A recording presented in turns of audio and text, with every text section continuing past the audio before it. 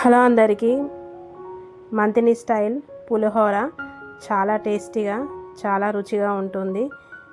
ఈ విధంగా ట్రై చేశారంటే పులిహోర ఎప్పటికీ ఈ విధంగానే చేసుకుంటారు, అంత బాగుంటుంది టేస్ట్.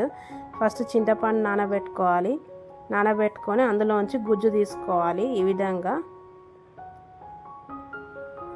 విధంగా గుజ్జు తీసుకొని చింతపండు గుజ్జును పక్కన పెట్టుకోవాలి. మామూలుగా పులిహోరకి అయితే ఉడికించి పోపు పెడతాం, కానీ దీనికి డబుల్ పోపు. ఫస్ట్ ఆయిల్ హీట్ అయ్యాక ఆవాలు వేసుకోవాలి. ఆవాలు చిటపట్లాడాక జీలకర్ర వేసుకోవాలి. జీలకర్ర చిటపట్లాడాలి. తర్వాత పచ్చిమిర్చి వేసుకోవాలి. కరివేపాకు, వేయించిన జీలకర్ర మెంతి పొడి వేసుకోవాలి. తర్వాత పసుపు సరిపోను వేసుకోవాలి. వేసుకొని కలుపుకోవాలి. ఈ విధంగా కలుపుకున్నాక పక్కనే తీసి పెట్టుకున్న చింతపండు రసాన్ని ఇందులో పోసుకొని ఉడికించుకోవాలి దగ్గర పడేంత వరకు.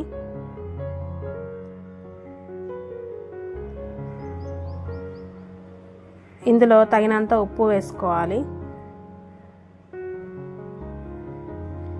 వేసుకొని కలుపుకోవాలి. తర్వాత ఉడకటప్పుడు కొంచెం పచ్చిశనగపప్పు, అట్లా లైట్గా పల్లీలు వేసుకోవాలి. బాగా కాదు, కొన్ని వేసుకొని ఈ చింతపండుతో ఉడికించుకోవాలి.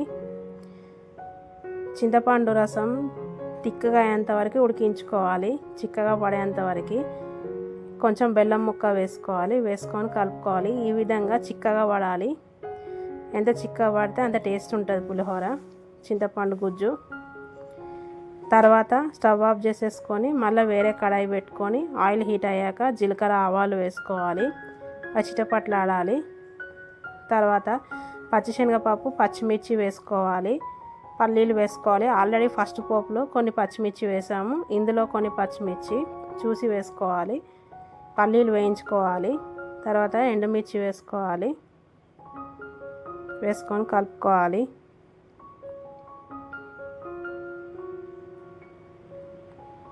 తర్వాత కరివేపాకు,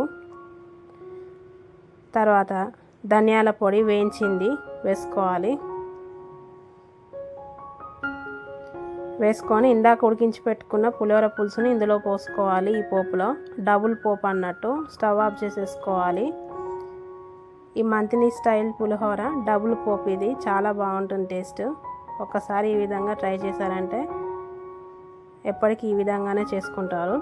తర్వాత అన్నం పొడిగా ఉడికించి పెట్టుకోవాలి. ఈ విధంగా పొడిగా ఉండాలి అన్నం. తర్వాత పులిహోర పులుసు వేసుకొని కలుపుకొని తింటే చాలా చాలా బాగుంటుంది.